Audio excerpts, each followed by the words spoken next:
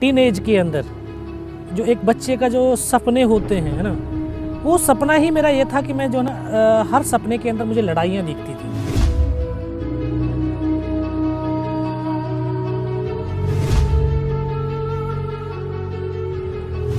जो हमारे प्रधानमंत्री थे अटल बिहारी वाजपेयी, उन्होंने लाहौर बस यात्रा किया था, तो देश और देशवासियों को कुछ पता ही नहीं चल रहा था।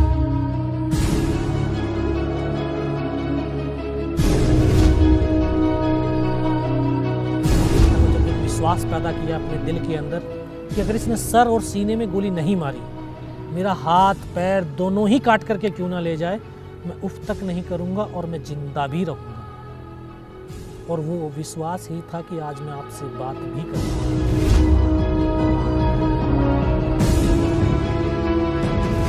नई जवान, 2.5 साल की सर्विस थी, 19 साल की उम्र थी, कोई अनुभव नहीं था, सिर्फ किताबों में अभी स्कूल में पढ़ कर के आ रहे थे कि यार एक सैनिक दूसरे के लिए अपने आप को कुर्बान कर देता है। आज तो देखने को मिला, हमारे लिए बहुत बड़ी प्रेरणा की ये ताकत थी, शक्ति थी।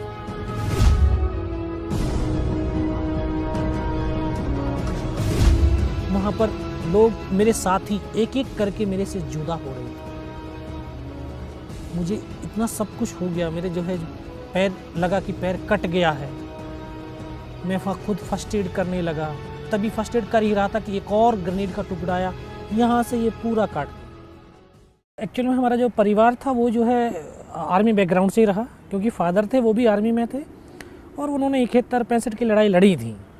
तो वो उनके जो अपने अनुभव थे लड़ाई के, जब वो अपने साथियों के साथ में शेयर किया करते थे, तो शाम को जब हम भी सुनते थे उनसे, तो उसी समय एक जो है मन के अंदर हुआ कि यार मैं भी जो है फ़ौज में जाऊं और देश के लिए कुछ कर पाऊं।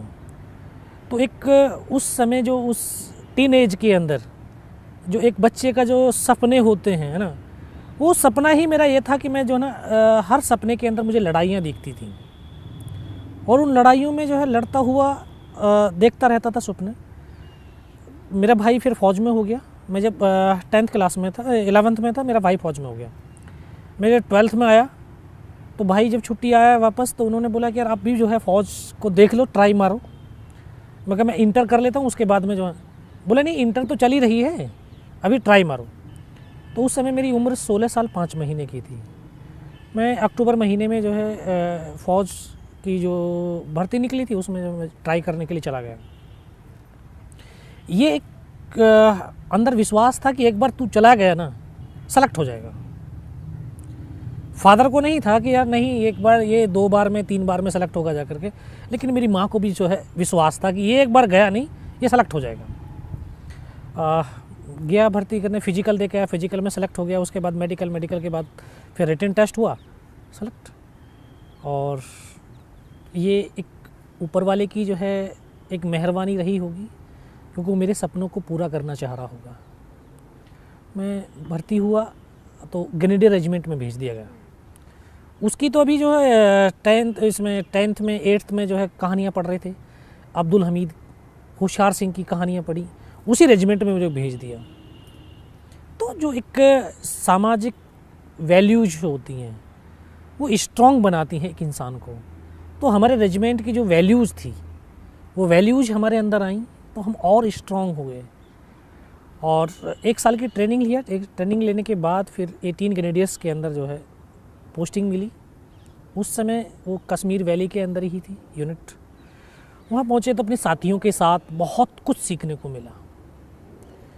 तो वहाँ पे ऐसे टेररिज्म के बरखिलाफ़ कैसे ऑपरेशंस करते हैं हम, कैसे उनको घेरना, कैसे मारना है, क्या करना है, पूरा जो है A to Z वहाँ से बहुत कुछ सीखला।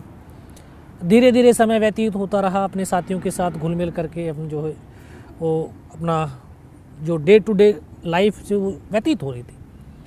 अचानक जैसे 99 आया, तो जनवरी और फरवरी 2 माह की मैं छुट्टी का आया हुआ था। तो ऐसा कोई माहौल ही नहीं था कि ऐसा भी कुछ हो जाएगा। उस 2 महीने की मैरिज, 2 महीने की जो छुट्टी थी उसी में मेरी मैरिज पक्की होगी। और जब यहाँ से गया तो 5 मई की मैरिज निर्धारित हुई। मेरे जो कंपनी कमांडर थे मेजर राजेश अधिकारी साहब, उन्होंने मना भी किया था, बोला नहीं यार 1 महीने की छुट्टी चला जा, फिर नहीं आने के बाद में बोलेगा यार मेरी शादी है, फिर तेरे पास छुट्टी तो होगी नहीं। मैं कहा सर 20 दिन की बहुत है। मैं जाके बोला, मैं कहा सर मेरी शादी है। बोला मैं मना किया था ना 1 महीने की चला जा, अब कौन सी जाएगा। मैं कहा सर 20 दिन की दे देना बहुत है। तो मई में अभी उसी समय फरवरी के अंदर जो हमारे प्रधानमंत्री थे अटल बिहारी वाजपेयी, उन्होंने लाहौर बस यात्रा किया था। तो देश और देशवासियों को कुछ पता ही नहीं चल रहा था, क्योंकि हिंदुस्तान तो पाकिस्तान के साथ एक सौहार्दपूर्ण वातावरण, एक इंसानियत को जिंदा रखने वाला वातावरण बनाता जा रहा था। सभी को लग रहा कि अभी देखो इतने अच्छे मैत्रीपूर्ण संबंध बन रहे हैं तो हम बहुत उन्नति करेंगे, तरक्की करेंगे, क्योंकि जब इंसानियत जुड़ेगी तो ताकत बनेगी और ताकत जो है आगे बढ़ाएगी दोनों देशों को। लेकिन पाकिस्तान के हुक्मरान ये नहीं चाहते थे कि हिंदुस्तान और पाकिस्तान के दोनों के बीच में एक इंसानियत जिंदा रहे, वो इंसानियत को दफन करना चाह रहे थे। उन्होंने उसी मैत्रीपूर्ण वातावरण के अंदर एक षड्यंत्र रच दिया। कारगिल के जो तमाम चौकियां थीं, जहां पर हिंदुस्तान की चौकियां हुआ करती थीं, उनके ऊपर समके कब्जा कर लिया। क्योंकि जो 71 में शिमला का समझौता हुआ था, उसमें कुछ एक ये नियम बनाए गए कि इतनी ऊंची दुर्गम पहाड़ियां हैं जहां पर जीवन यापन करना बहुत मुश्किल होता है, वहां पर विंटर के समय में तो और बहुत मुश्किल होता है कि दोनों सेनाएं विड्रॉल होकर के अपने अपने बेस कैंप में आ जाएंगी। तो हमारी सेना तो एक अनुशासन प्रिय सेना है हिंदुस्तान की, एक वेल डिसिप्लिन्ड सेना है। तो हमने उसी के हिसाब से, हमारी फ़ौज नीचे थी लेकिन उनके अंदर तो कुछ दूसरा ही था। उन्होंने जाकर के हमारे पूरे पोस्टों को कैप्चर कर लिया। एक दिन मुझे स्वप्न दिखाई दिया था कि जैसे कोई हमारे नेशनल फ्लैग को लेकर के भाग रहा है और हमारे देशवासी जो है उसको, जो सैनिक हैं उनको गोलियां मार रहे हैं, वो हमारे सैनिकों को मार रहे हैं। इस तरह का एक स्वप्न दिखाई दिया। तो मैं घर में शेयर किया कि मैं कहा इस तरह का जो है एक स्वप्न दिखाई दिया है, कुछ ना कुछ हुआ है। तो सभी बोले यार नहीं, तू कश्मीर में रहता है ना, वहाँ पे गोलियाँ चलाता रहता है, तो इस तरह से तेरे जो वो दिमाग में वही बैठा हुआ वही चीज़ है। लेकिन जब जम्मू पहुँचा तो वो जो स्वप्न दिखाई दिया वो बिल्कुल सच हुआ। क्योंकि जम्मू पहुँचते ही मुझे पता चल गया कि जो मेरी बटालियन जो कश्मीर वैली के अंदर थी उसको वहाँ से उठा करके द्रास सेक्टर में भेज दिया है। और यहाँ पे क्योंकि अनाउंस हुआ कि जो 18 ग्रेनेडियर्स के बंदे हैं वो जल्दी से जल्दी अपने डॉक्यूमेंट जमा करें, उनकी यूनिट वहाँ से मूव करके वहाँ चली गई। उनको बंदों की बहुत ज़्यादा बड़ी आवश्यकता है। पूछताछ किया क्या हुआ, नहीं कुछ नहीं, वहाँ पे जो ना वो चल रहा है। तो जैसे जैसे जानकारी मिली तो एक मेरा तो जो है दिली सपना था, आज वो सच हो रहा था। ये तो बहुत बड़े मेरे लिए प्राउड की बात थी, एक खुशी की बात थी। मैं सोच रहा था कि जल्दी से जल्दी कब यूनिट में पहुंचूं। लेकिन 2 दिन के बाद में जब यूनिट पहुंचा तो यूनिट जो है उस समय द्रास सेक्टर में तोलोलिंग पहाड़ी के ऊपर लड़ाई लड़ रही थी। तो उसी दिन बटालियन का मूवमेंट हुआ तो एक हमारा जवान को हेड शूट हुआ था, उसकी डेड बॉडी नीचे की तरफ आ रही थी। जो एक हमारा फ़ौज में एक संबंध होते हैं, आपसी संबंध, इंटर रिलेशंस जो होते हैं, वो एक परिवार की तरह होते हैं। और परिवार में अगर किसी भी नुमाइंदे को कुछ चोट लगती है तो बाकी के परिवार के सदस्यों का खून खौल उठता है। वो जो लगाव है, अपनापन है। अभी जब हमने अपने साथी को देखा इस अवस्था में, अभी हमें लगा कि यार इसका बदला लेना है। तो उसी दिन हम 15 जवान छुट्टी काट करके गए थे। तो हमें एक साथ तो ऊपर भेजा नहीं, तो हमारी 2 कंपनियां, एक रिस से चढ़ी, 2 कंपनियां इस तरफ से चढ़ी ताकि जो मल्टीपल अटैक हो सकें और हम दुश्मन की ताकत को बांट करके आसानी से कब्जा कर सकें। क्योंकि जो वहाँ पे इन्फॉर्मेशन थी, वहाँ पे ये था कि टेररिस्ट हैं 4 या 5, जो शुरुआती इन्फॉर्मेशन थी। तो उसी इन्फॉर्मेशन में जो है इधर से चढ़ रही थी, तो इधर वाली जो पार्टियाँ थीं, 2 कंपनियाँ थीं, उनके पास फाइटिंग पोर्टर्स नहीं थे। तो एक इंसान को कोई भी काम मिले, कोई भी, उस काम के ऊपर अगर वो फुल एफर्ट लगाता है, अपनी शरीर की जो आंतरिक शक्ति है उस शक्ति के साथ में उस काम को करता है, तो वो काम बहुत आले दर्जे का होता है और वो काम ही उस इंसान की पहचान बनाता है। मैं कोई ऐसा विशेष शक्ति लेकर के तो पैदा हुआ नहीं है, मैं तो आम लोगों की तरह ही आम ही इंसान हूँ। कोई मेरी कोई स्पेशल क्वालिटी नहीं थी क्वालिटी के आधार के ऊपर मुझे सेना में के अंदर भर्ती किया गया। नॉर्मल प्रोसेस के द्वारा जो है मैं भर्ती हुआ। लेकिन जब वो 15 जवानों को हमें एक काम मिला कि नीचे से ऊपर यार अम्युनिशन और राशन पानी लेकर के जाना, तो हम सुबह 5:30 बजे चलते थे और रात को 2:30 बजे ऊपर पहुंचते थे, जिसमें दुश्मन की आर्टिलरी फायर कर रही है, मोटर्स फायर आ रही हैं, उनकी गन्स का फायर आ रहा है, मौसम बिल्कुल ख़राब है। लेकिन इन सब के बावजूद हमें एक लगन लगी हुई थी कि जो ऊपर मेरा साथी बैठा है वो इसलिए फायर कर रहा है क्योंकि हम उसको अम्युनिशन दे रहे हैं, वो हमारे सीने को सेफ रख रहा है, तो हमारा दायित्व बनता है कि उसकी पीठ को सेफ रखें। तो इसी उससे एम से हम जो है 22 दिन तक कंटिन्यू चले, और 22 दिन कंटिन्यू चलने वाले सिर्फ हम 3 जवान ऐसे थे जो लगातार चलते रहे। हम 22 दिन के अंदर हम तीनों जवानों की एक पहचान बनी कि ये तीनों जो जवान हैं इनका फिजिकली और मेंटली बहुत स्ट्रॉन्ग है, तो इनको एक अलग विशेष टुकड़ी के अंदर शामिल किया जाए। तो तोलोलिंग पहाड़ी के ऊपर 22 दिन में बाद 12 जून 1999 को बटालियन ने 2 ऑफिसर, 2 जूनियर कमीशन ऑफिसर और 21 जवानों को खो करके 12 जून को पहली सफलता के रूप में तोलोलिंग पहाड़ी प्राप्त करी थी। उसके बाद द्रास सेक्टर की सबसे ऊंची चोटी टाइगर हिल, उसका जो है एक और टास्क हमें मिला। तो बटालियन कमांडर ने बोला कि यार हमें एक और टास्क हिंदुस्तान की फ़ौज ने दिया है और ये हमें मौका है कि हमारे वो जो 2 ऑफिसर, 2 जूनियर कमीशन ऑफिसर और 21 जवान जो शहादत दी है उनका बदला लेने का हमें एक और मौका मिला है, तो हम उनका बदला लेंगे। तो फिर उसके बाद उन्होंने टाइगर हिल की पूरी प्लान बनाया। प्लान बनाने के बाद सभी को बताया कि इस प्रकार से हमने लड़ाई लड़नी है, ये काम करना है, अगर इस प्लान से हम चलेंगे तो हम सक्सेस मिल सकती है। तो उसमें घातक प्लाटून, ये सबसे पहले राइट साइड वाला जो रास्ता था बिल्कुल खड़ी चट्टान थी 90 डिग्री की, जिस पे चढ़ना बहुत मुश्किल था क्योंकि उधर से दुश्मन बिल्कुल आश्वस्त होकर के बैठा था कि यहाँ से हिंदुस्तान की फ़ौज चढ़ करके हमारे ऊपर हमला नहीं कर सकती है। हमें वही रास्ता चुना गया। फिर उस रास्ते पे चलने के लिए तो ज़रूरी था कि एक तो यंग जवान होने चाहिए क्योंकि ऑक्सीजन की कमी थी, मौसम की मार थी। फिर अगर हम जल्दी से जल्दी उस रास्ते को कवर कर लेंगे तो हमें सक्सेस आसानी से मिल सकती है। फिर अगर हमारे सक्सेस अगर हम जल्दी जल्दी उसको एरिया को कवर नहीं करते तो हमारा नुकसान ज़्यादा होगा। तो इसलिए एक यंगेस्ट टीम, कुछ पुराने जवान, उनका पूरा मिश्रण करके ये टुकड़ी बनी घातक प्लाटून। तो उसी समय हमारे कमीशन होकर के आए थे लेफ्टिनेंट बलवान सिंह, उसको उस टीम की जो है कमान सौंप दी गई। तो हमें 4-5 दिन का रिहर्सल का समय मिला कि आप किस प्रकार से अपने टास्क को पूरा करेंगे, इसकी जो है प्रैक्टिस कर लीजिए। फिर आखिरकार हमें चढ़ने का आदेश मिल चुका कि आप लोग उस दिन टाइगर हिल के लिए मार्च करेंगे। फिर हमने शुरू किया। तो उस पहाड़ी पर क्योंकि ऊंचाई उसकी 16,500 फीट, रात को चढ़ सकते थे, दिन में नहीं। हम पूरी रात चलने के बाद सुबह जैसे फर्स्ट लाइट हुआ, उजाला हो गया, तो हमने वहाँ पर पत्थर, जो बड़े बड़े पत्थर थे, उनके पीछे छुप करके चुपचाप बैठे रहे। पूरा दिन उन पत्थरों के पीछे गुजारा। जैसे फिर अगली रात हुई, अंधेरा हुआ, फिर हमने चलना शुरू किया। तो पहाड़ियों के अंदर एक और चीज़ होती है कि पहाड़ी में जब बिल्कुल हम नीचे पहुंच जाते हैं पहाड़ी के, और जब उस पर चढ़ना देखते हैं तो जो पहली वाली टॉप है वही लगता है यार यही इसका मेन टॉप है। लेकिन जब उस टॉप पर पहुंचते हैं तो फिर अगले वाली चोटी दिखाई देती है। तो दूसरी रात जब हम पूरी रात चलने के बाद जो उस टॉप के नज़दीक पहुँचे तो हमारे डेल्टा कंपनी साथ साथ चल रही थी हमारी सपोर्टिंग के लिए। तो उसके जो कंपनी कमांडर थे कैप्टन सचिन निम्बालकर, उन्होंने बोला यार बलवान, यहाँ पे तो कुछ भी नहीं है। बोला चलो यहाँ पे फ्लैग लगा देते हैं। जब उस चोटी के ऊपर चढ़े, यार ये नहीं है, अगले वाली चोटी है। फर्स्ट लाइट हो गई थी। सभी ने बोला सर ऐसा करते हैं, चाय पीते हैं फिर चलते हैं। बोला नहीं नहीं, चाय वहीं पियेंगे जाकर के। उस दिन तो पूरा दिन चले हम,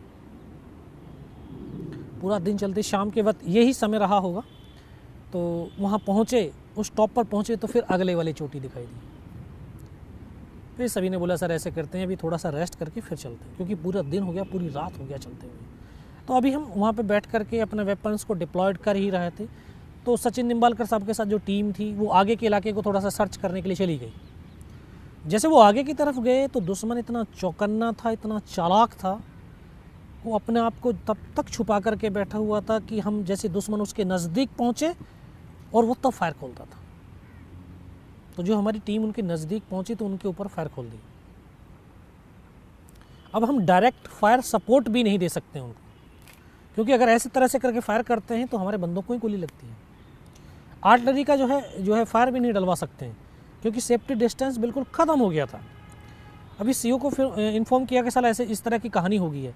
फिर उनको मैसेज दिया गया सेट के ऊपर, भाई जहाँ पर हो जैसे हो पत्थरों के पीछे चुपचाप छुपक करके बैठे रहो, जैसे अंधेरा होगा आपको निकाल लिया जाएगा।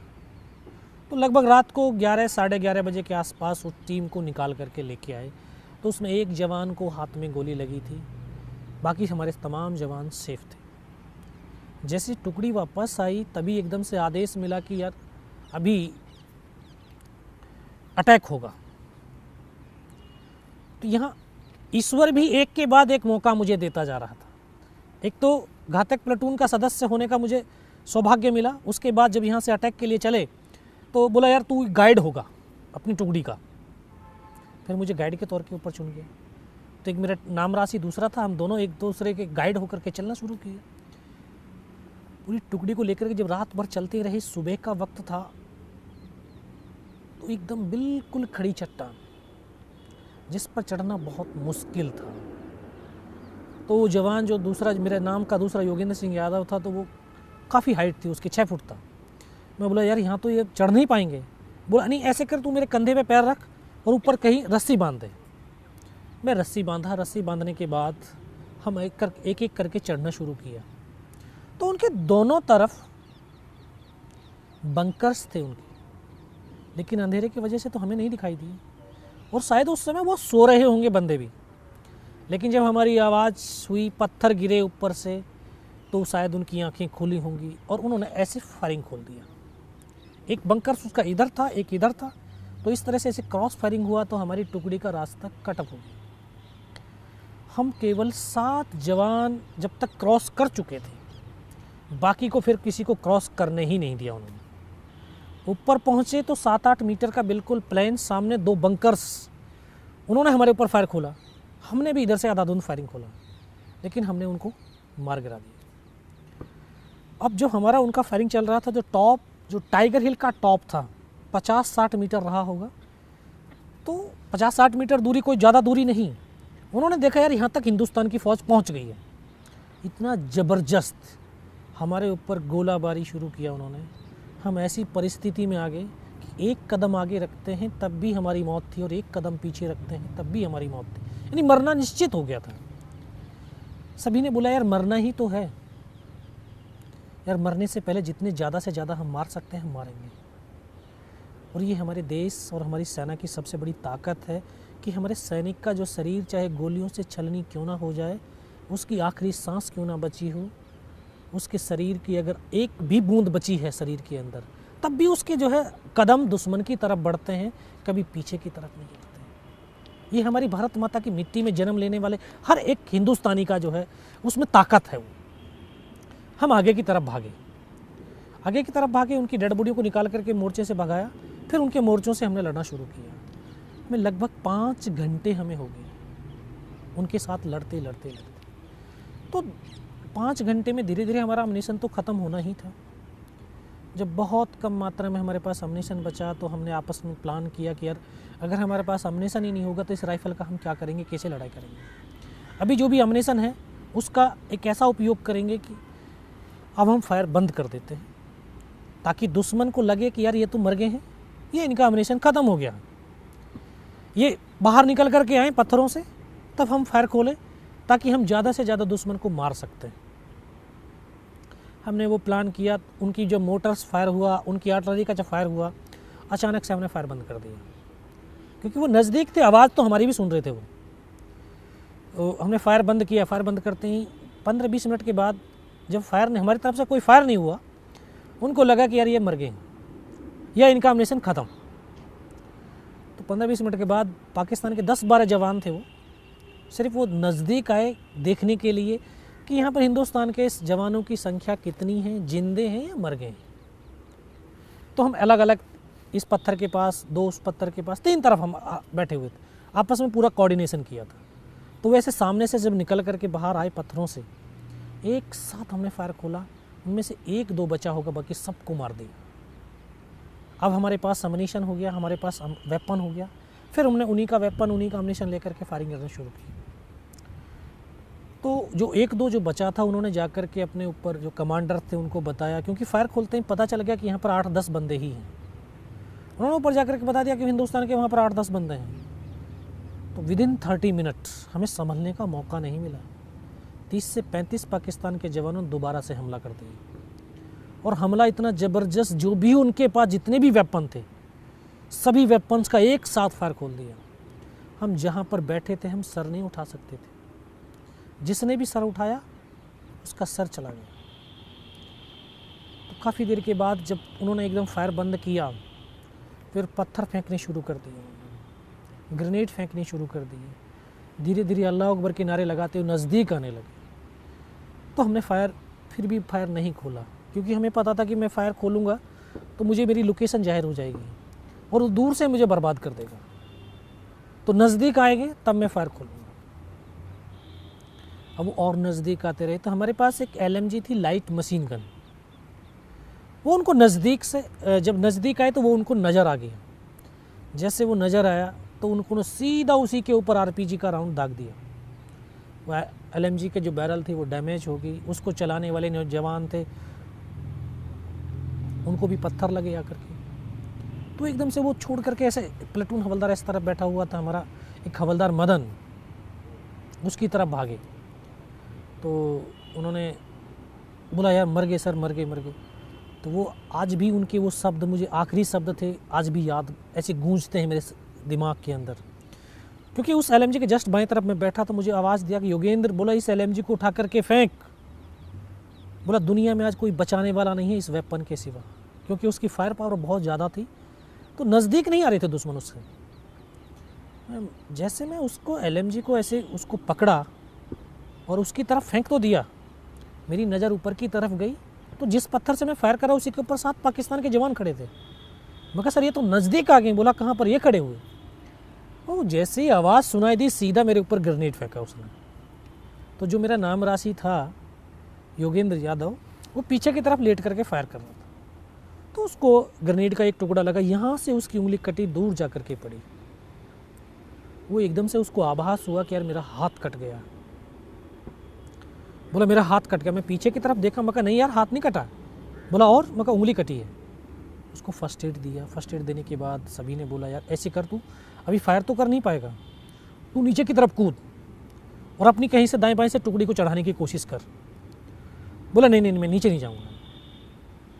हम तो बिल्कुल नए जवान थे, 2.5 साल की सर्विस थी, 19 साल की उम्र थी, कोई अनुभव नहीं था। सिर्फ किताबों में अभी स्कूल में पढ़ कर के आ रहे थे कि यार एक सैनिक दूसरे के लिए अपने आप को कुर्बान कर देता है। आज तो देखने को मिल रहा था। हमारे लिए बहुत बड़ी प्रेरणा की ये ताकत थी, शक्ति थी।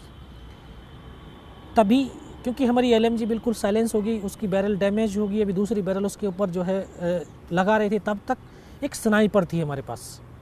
तो स्नाइपर को उन्होंने निशाना बनाना शुरू कर दिया। तो 3 तरफ से उसके ऊपर फायर आ रहा था। एक मेरा ट्रेनिंग का साथी था गनीडिया अनंतराम, जो हम रूममेट थे ट्रेनिंग के। तो हमको एकदम से प्लेटून हवलदार ने बोला कि तुम दौड़ करके उसके पास जाओ। जैसे मैं वहाँ से हरकत किया तो उनको मेरा मूवमेंट दिखाई दिया कि यहाँ से कोई बंदा यहाँ से गया है। सीधा जैसे उसी मूवमेंट के ऊपर फिर उन्होंने ग्रेनेड फेंका। तो ग्रेनेड का जब एक टुकड़ा आकर के मेरे घुटने के नीचे लगा, तो जैसे मैं खड़ा था, खड़े के खड़े नीचे गिर गया। मुझे ये आभास हुआ कि यार घुटने से पैर कट गया। कुछ देर के बाद एकदम से मैंने ऐसे हाथ मारा, तो मगर नहीं, पैर तो है। मैं खुद फर्स्ट एड करने लगा। हमें अपने जो है जो भी काम मिला, जो भी काम मिलता है, उस काम के अंदर एक अपना मन लगा करके, पूरा एफर्ट लगा करके हम अगर उस काम को करते हैं, चाहे हमारे शरीर की शक्ति उसमें पूरी छीण खत्म क्यों ना हो जाए, लेकिन आस्था अगर उस काम के प्रति बनी हुई है तो उस शरीर के अंदर ईश्वरीय शक्ति संचारित होती है। मैं आपको ये बताना चाहूँगा कि जब वहाँ पर लोग मेरे साथी एक एक करके मेरे से जुदा हो रहे थे। मुझे इतना सब कुछ हो गया, मेरे जो है पैर लगा कि पैर कट गया है। मैं वहाँ खुद फर्स्ट एड करने लगा, तभी फर्स्ट एड कर ही रहा था कि एक और ग्रेनेड का टुकड़ा आया, यहाँ से ये पूरा काट दिया। इसको कटने के बाद तो मुझे मेरा चेहरा बिल्कुल सुन्न हो गया। मुझे लगा कि यार आँखें नहीं हैं अभी, क्योंकि दिखाई देना बिल्कुल बंद हो गया था। और जब आँखें खुली तो देखा ऊपर से नीचे तक लहू लुहान और नाक से खून की धार बह रही थी। वहाँ पर उनका स्लीपिंग बैग था, उससे काफ़ी देर तक ब्लड साफ किया लेकिन खून बंद नहीं हुआ। लेकिन जब खून में फिर भी, क्योंकि एक जुनून था अपने साथियों के लिए, अपने देश के लिए, अपनी सेना के लिए कुछ कर गुजरने का, फिर भी मैं आगे बढ़ा। अपने उस साथी के पास गया जिस साथी के लिए मुझे भेजा गया था। तो मैं पहाड़ी से ऐसे पीठ लगा करके, ठीक हम आमने सामने बैठे हुए थे, मैं उनको बोला फर्स्ट में, मैं कहा सर आप ऐसे करिए, फर्स्ट एड कर दीजिए थोड़ा सा। उन्होंने बोला नहीं नहीं नहीं ऐसे कर, पहले फायर कर। तो मैं फायर करने लगा। कुछ देर के बाद मैं देखता हूँ कि उन्होंने अपनी फील्ड पट्टी जैसे निकाली, उसके से पॉलीथिन फाड़ने के लिए यहाँ तक उनका हाथ पहुँचा था, उनको यहाँ पे गोली लगी। और इस तरह से करके पीछे की तरफ लेटते चले गए। मैं हाथ पकड़ा लेकिन एक शब्द भी तो नहीं बोले। मेरी बगल में ऐसे बैठा हुआ था मेरा जो ट्रेनिंग का साथी था, मैं उनको बोला या अनंतरम सर को तो गोली लगी है क्या? बस वही शब्द बोल पाया। उसको आकर के सीने में ब्रस्ट लगा, वो भी आकर के मेरी तरफ लेट गया। प्लेटून हवलदार को बोला सर दोनों बंदों की गोली लगी है, कैसे हैं? दोनों के दोनों सब शहीद हो गए। बस इतना ही मैं बोल पाया, तभी आकर के इस तरह से हमको घेर लिया। और वो एक ऐसा पल, ऐसा मंजर कि एक ही पल के अंदर सब कुछ खत्म हो गया। जिन साथियों से एक पल पहले मैं बात कर रहा था, अभी कोई नहीं बात करने वाला। उनको भी लगा कि यार इनमें सब ये मारे जा चुके हैं। तो उनके कमांडर ने बोला इनको रीचेक करो, इनमें से कोई जिंदा तो नहीं है। तो आकर के एक एक को गोलियां मारने लगे। तो एक डेड बॉडी मेरे ठीक सामने थी, एक मेरी बगल में थी मेरे साथी की। मैं इस तरह से पड़ा हुआ था, तो बेहोश था लेकिन इतना बेहोश नहीं हुआ था कि उनको देख ना सकूं, उनको सुन ना सकूं। देख सकता था, सुन सकता था। जब उसने सामने वाले को जो है उसके सीने में आकर के 3-3, 4-4 राउंड की जो है ब्रस्ट खींचे, तो डेड बॉडी ऐसे उछलती थी ऐसे ऊपर की तरफ। तो बगल वाले को मारा। मैं इस तरह से पड़ा हुआ चुपचाप पड़ा था अपना। उसने आकर के फर्स्ट में यहाँ पर मारी मेरे गोलियाँ।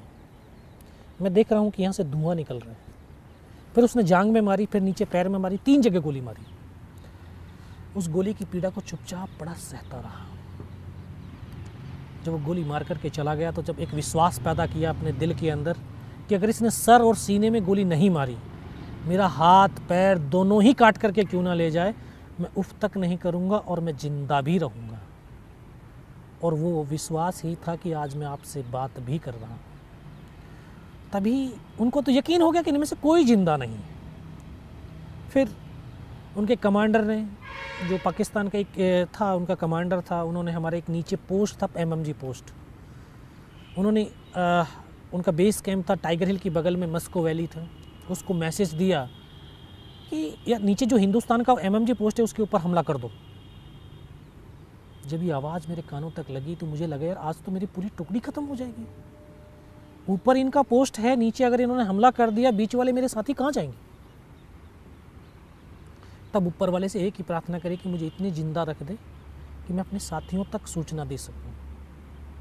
अगर निस्वार्थ भाव है, सच्ची श्रद्धा है, तो ईश्वर शक्ति भी साथ देती है। सभी के पास एक आंतरिक शक्ति है। जो इस धरती पर जिसने जन्म लिया है उसके पास एक ताकत है। बस उस ताकत को पहचानने की, अपने अंदर एक कॉन्फिडेंस पैदा करने की ज़रूरत है। अगर एक इंसान अपने अंदर सेल्फ कॉन्फिडेंस पैदा कर लेता है, एक डिटर्मिनेशन कर लेता है कि मुझे ये करना है, तो ऑटोमेटिक उसके अंदर एक मोटिवेशन आ जाता है। और मोटिवेशन तो वो ताकत होती है कि किसी भी परिस्थिति में किसी भी काम को पूरा करने के लिए वो हमेशा प्रेरित करती रहती है। और मोटिवेशनल, इससे बड़ा और मोटिवेशनल हो ही नहीं सकता कि हम तो ऐसी पावन मिट्टी, हिंदुस्तान की मिट्टी में हमने जन्म लिया है, जो वीर और वीरांगनाओं ने अपने खून से सींचा है। इसको ऋषि मुनियों की मिट्टी है ये। इससे बड़ी और ताकत, इससे बड़ा और मोटिवेशनल हमारे लिए और कुछ हो ही नहीं सकता है। आत्मविश्वास और एक दृढ़ता ये थी कि जो मैं ये सोच रहा था कि यार मेरी आखिरी सांस तक मैं इस ज़मीन को नहीं छोड़ूंगा। 3 बार गोलियां मारी उसने, लास्ट उसने सीने पे भी गोली मारी। लेकिन जो अपने आप का जो समर्पण होता है, अपना समर्पण किसी चीज़ के लिए कर दीजिए, तो जो समर्पण का जो भाव होता है वो आत्मा से परमात्मा का जुड़ जाता है और वो फिर आपको ताकत देता है, वो आपको मरने ही नहीं देगा। तो शायद उसने जब गोली मारी तो यहाँ पर पर्स था, पर्स में भी गिलट के 5-5 रुपए के सिक्के और वो भी इकट्ठे कर दिए परमात्मा ने। लेकिन उस गोली के धक्के से तो मुझे आभास हुआ कि यार मैं मर गया हूँ। गोली तो अंदर नहीं गई लेकिन रिकोचिट हो गई, लेकिन आभास हो गया कि मैं मर गया हूँ। उन्होंने जो पाकिस्तान के जो जवान थे उन्होंने हमारे साथ जो अमानवीय क्रूरताएँ की, जैसे बूट की ठोकरें मारना हमारी डेड बॉडियों के अंदर, हमें गालियाँ देना, बहुत कुछ उन्होंने किया। फिर लास्ट में उनके कमांडर ने बोला इनके वेपन उठा लो। तो उनके एक जवान आया, दोबारा से जो है गोली मार रहा है, दूसरा वेपन उठा रहा है। फिर उसने वेपन जब उठाया तो यहाँ मेरी AK-47 ऐसे पड़ी हुई थी, उठा करके जब वापस मुड़ा तो मुझे अनकॉन्शियस हो गया था, मुझे लग नहीं रहा था कि मैं ज़िंदा भी हूँ। लेकिन जब उसका पैर मेरे पैर से शायद टकराया तो मुझे एकदम से लगा यार मैं तो ज़िंदा हूँ। तब एक ताकत अंदर से एकदम से आवाज़ आई कि यार अभी तक नहीं मरा तो अब मरेगा भी नहीं। मेरे पास एक हैंड ग्रेनेड बचा था, मैंने अपने धीरे से अपना हैंड ग्रेनेड निकाला, पिन निकाल करके उसके ऊपर ऐसे फेंक दिया।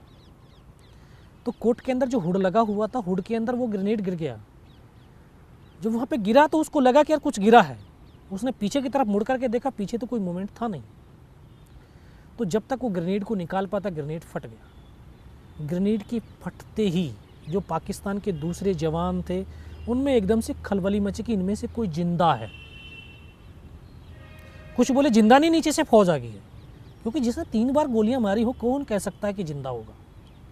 वो एक मौका था मेरे पास कि मैं अपने देश के लिए, अपनी भारत माता के लिए कुछ विशेष कर गुजर जाऊं। मैं तुरंत उसकी राइफल को उठाने की कोशिश करी, क्योंकि उसका पूरा सर उड़ गया और हमारे ऊपर आकर के गिरा पाकिस्तान का वो जवान। मैं उसकी राइफ़ल को ऐसे पकड़ने की कोशिश करी, लेकिन ये हाथ तो हिला ही नहीं, क्योंकि इस हाथ की हड्डी निकल के पूरी बाहर हो गई थी। एक हाथ से राइफ़ल को उठाया, वहाँ से फिर एकदम से उनके ऊपर फायर खोला, 3-4 बंदे और उनके मारे गए। फिर इसी हाथ से पलटा खाया, दूसरे पत्थर से, तीसरे पत्थर से। जब 3-4 जगह से फायरिंग किया तो उनको लगा कि यार हाँ, नीचे से रीइंफोर्समेंट आ गई है। फिर उनके हौसले परस्त हो गए, वो पैर उखड़ गए उनके और वहाँ से उनको भगा दिया। 3-4 मीटर तक रेंगता हुआ आगे गया तो देखता हूँ आगे जाने के बाद उनके सामने टेंट लगे हुए हैं, लंगर चल रहा है, उनके वेपन वहाँ पे डिप्लॉयड हैं। क्योंकि मुझे इतनी भी समझ थी कि अभी हमारी टीम के बाद दूसरी टीम आएगी अटैक के लिए। अगर उस टीम को जो है जितनी ज़्यादा से ज़्यादा इन्फॉर्मेशन मैं दे सकता हूँ तो शायद उनकी कैजुअलिटी कम होगी। वो सब कुछ देखा और फिर एक पागलपन भी था। पागलपन था अपने साथियों को बचाने का, कि मुझे नीचे जाना है, किसी भी हालत में नीचे पहुंचना है, ताकि उनको सूचना दे दूं, उनके ऊपर हमला होने से पहले वो चौकन्ने हो जाएं, अपने आप को वहाँ पे बिल्डअप कर सकें। फिर मैं वापस मुड़ करके जब अपने साथियों के पास पहुंचा तो एकदम से लगा कि हो सकता है इनमें से कोई मेरा साथी जिंदा होगा। आकर के देखा तो किसी का पूरा सर फटा हुआ बाहर निकला हुआ था, किसी के पूरे फेफड़े बाहर निकले हुए थे। एक एक को गोद में रख करके सिर को बहुत देर बैठ करके रोता रहा, बहुत देर बैठ करके रोया और रोते रोते फिर अपने आप को संभाला। मुझे तो ये भी पता नहीं चल रहा था कि किधर हिंदुस्तान है, किधर पाकिस्तान है, क्योंकि 2.5 साल की सर्विस थी, कुछ समझ में नहीं आ रहा था मुझे। बहुत देर संभालते रहे, लेकिन फिर बाद में धीरे धीरे जब गोली लगी हुई, बहुत टाइम हो गया था, शरीर के अंदर कंपन भी पैदा हो गई। ये लटक गया था टूट करके हाथ, इस हाथ को ऐसे बांधने की कोशिश करने लगा, लेकिन ये बंद भी नहीं पा रहा था। फिर सोचा कि यार कट गया, इसको तोड़ करके ही फेंक देता हूँ इससे अच्छा, क्योंकि बहुत ज़्यादा दर्द होने लगा था। इसको हाथ में झटका मारा, तोड़ने की भी कोशिश करी, लेकिन टूटा नहीं। फिर इसको उठाया, पीछे बेल्ट में फंसाया, कमर पे गिर के। फिर सोचता रहा कैसे करूं, क्या करूं। तो एकदम से ऐसी आवाज़ सुनाई दी जिसने बोला, बेटा इस नाले से नीचे की तरफ चला जा। मैं बिना कुछ सोचे समझे उस नाले से लुढ़क गया। वो लुढ़क करके जब नीचे पहुंचा तो एकदम ऐसे गड्ढा आ गया था। एक हाथ से पत्थर पकड़ करके लटका हुआ था। तब मुझे लगा यार मैं पाकिस्तान की तरफ आ गया हूँ। तो मैं देखा तो मुझे मेरे साथी नज़र आए, उनको मैंने आवाज़ दिया तो वहाँ से दौड़ करके आए। उन्होंने देखा कंडीशन कि बचेगा नहीं, मैं उनको बोला कि यार मुझे कुछ नहीं हुआ, सिर्फ पोस्ट को बचा लो कैसी करके। ये दिन के 1-1:30 बजे का समय था, बिल्कुल मौसम साफ, धूप खिली हुई थी। सीईओ को इन्फॉर्म किया गया कि सर इस तरह की कहानी हुई है। सीईओ ने बोला इस लड़के को जल्दी से जल्दी मेरे पास पहुंचाओ। तो फर्स्ट एड तो दिया, सीईओ के पास पहुंचा तो इतना खून ब्लड निकल चुका था कि मुझे दिखाई देना बिल्कुल बंद हो गया था। सीईओ ने बोला बेटा कुछ पहचानता है? मैं कहा साहब मुझे कुछ भी नज़र नहीं आ रहा, सिर्फ आवाज़ सुनाई दे रही है। बोला मैं तेरा commanding officer colonel Kushal Chand Thakur. मैं जय हिंद साहब, बहुत तेज़ सर्दी लग रही है साहब। तो उन्होंने ये अपना स्टोव जलवाए, टेंट के अंदर लिटा करके, थोड़ी गर्मी महसूस हुई तो अभी धीरे धीरे जो जबान भी ऐंठने लगी थी बारूद की वजह से। मैं कहा साहब पानी पिला दो। तो एकदम डॉक्टर साहब दौड़ करके आए, उन्होंने बोला बेटा मैं पानी पिलाता हूँ। तो उन्होंने एक ग्लूकोज की पूरी बोतल पिलाई। शरीर के अंदर थोड़ी सी और एनर्जी महसूस हुई।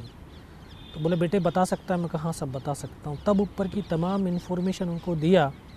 तो लास्ट में बोले बेटा ये बता जवान की रिक्वायरमेंट क्या है? मैं कहा जवान की रिक्वायरमेंट अम्यूनिशन और फील्ड पट्टी की, बाकी कोई रिक्वायरमेंट ही नहीं है। बोला खाने के लिए नहीं चाहिए। एक बड्डी पेड़ के अंदर 72 घंटे से भी ज़्यादा का समय हो गया था, सिर्फ आधा बिस्कुट का पैकेट खाया था, आधा तो बैलेंस ही था। मैं कहा सर भूख ही नहीं लगती। अभी मैं 26 जनवरी पे हर साल जो है अपनी परेड को लीड करते हैं हम एज ए परमवीर चक्र। सारे जो इतने भी हैं आज भारत के अंदर 3 ही परमवीर चक्र हैं जो जीवित हैं, और तीनों के तीनों जो है परेड को लीड करते हैं। जो कल का भारत है वो युवा भारत है, और युवा भारत वो भारत की ताकत है। और वो ताकत जिस दिशा में भी बढ़ेगी हमारा देश उस दिशा में ही बढ़ेगा। उस देश की दशा और दिशा को बढ़ाने में जो हमारी युवा ताकत है उसका बहुत बड़ा योगदान है। हम ऐसा भारत, हम ऐसा कल भारत, जो कल का भारत हम ऐसा देखना चाहते हैं कि जो हमारा युवा है उसके जो अंदर एक स्ट्रॉन्गता होनी है, एक ताकत होनी चाहिए, एक जज्बा होना चाहिए अपने देश के लिए, अपने कार्य के लिए। जो भी हम काम करें, ज़रूरी नहीं कि सेना में राइफ़ल लेकर के बॉर्डर पे खड़ा होकर के ही राष्ट्रभक्ति होती है। ज़रूरी है कि जिस हम क्षेत्र में काम करते हैं, हर एक क्षेत्र एक युद्ध की तरह होता है, हर एक काम एक युद्ध की तरह होता है। और युद्ध में जीत उस सैनिक की होती है, उस योद्धा की होती है जो उस युद्ध को बखूबी समझ करके उसके पहलुओं को रिसर्च करे, उसके ऊपर गहराइयों को सोचे, उसकी कमजोरियों को पता करे, और उन कमजोरियों के ऊपर हम वार करेंगे तो हम आसानी से जीत हासिल कर सकते हैं। तो हम यहाँ पर भी किसी भी सेक्टर में रह करके जो हमारा एक युद्ध चलता है, एक सुबह उठने से लेकर के शाम के सोने तक डेली का जो एक युद्ध क्षेत्र है, ये इस युद्ध क्षेत्र में हम जीत कैसे हासिल करें। मैं अपने युवा को बताना चाहूँ कि वो युवा वो देखे कि मेरा काम जो मैं कर रहा हूँ उसमें अपना बेनिफिट नहीं, मेरा देश का बेनिफिट क्या है, मेरे देशवासियों का जो है बेनिफिट क्या है। क्योंकि हम दूसरों के लिए समर्पण की भावना हमारे यूथ में होनी चाहिए, अपने लिए नहीं। क्योंकि जो अपने लिए समर्पण होता है वो स्वार्थ आ जाती है, स्वार्थ। और हिंदुस्तान का युवा हमेशा निस्वार्थ होना चाहिए। मैं ऐसे कल के भारत का जो है निर्माण चाहता हूँ। मैं ऐसा भारत देखना चाहता हूँ कि हर एक युवा जिसमें निस्वार्थता, त्याग, उसमें एक आत्मविश्वास से परिपूर्ण हो, भरा हुआ हो, उसमें राष्ट्रभक्ति हो, अपने प्रेम, एक राष्ट्र का प्रति प्रेम हो। क्योंकि प्रेम बहुत बड़ी ताकत होती है जो इंसानों को एक साथ जोड़ती है, और एक उस जोड़ से एक बहुत महान शक्ति बनती है जहां हम आगे बढ़ते चले जाते हैं। तो ऐसा भारत चाहिए, ऐसा युवा चाहिए मुझे भारत का। Selfless India, tomorrow's India. Tomorrow's India, let's start with I.